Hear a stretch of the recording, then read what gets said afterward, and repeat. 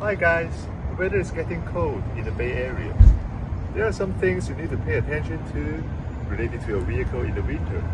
Now I found an expert, Mac, is going to answer some questions people may have. Hi Mac. Yes? How come my tire pressure warning light is wrong? Alright, that's a very typical issue. Currently we have so many customers' car and their tire pressure warning lights on. The temperature is higher, we create a higher pressure, and the cold air we create a lower pressure, especially currently it's really cold. So if your PSI is set up at 32 PSI, so during the summertime it's good, but winter time we can turn down to 27, 26 PSI, and then trigger the tire pressure lights on. So not to worry too much, it's not nails on your tires. Sometimes you just need to pump the air. It's good to know, thank you. Why, when my tire pressure is too low, it is not good for the vehicle?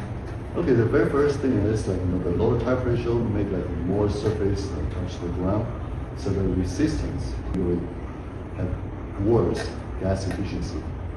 Okay, and secondly, that is not also for the sporty driving or not sporty driving, driving ability. So the coolant control is getting worse.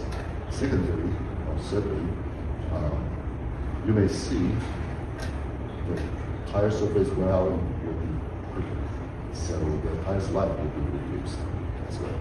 My another question is, have you ever struggled to start your car in a cold morning, and why does that happen?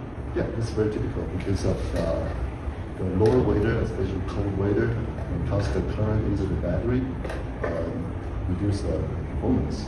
So usually the cold cranking end will be reduced. Sometimes it's not easy to crank the engine to start the engine. Secondly, because of the cold weather, it causes the oil sticky. So when your drive shaft or the crank may has more resistance. Thanks for your explanation. A friend of mine asked me one day, his car is overheating in the winter. Why is freezing outside his car is overheating?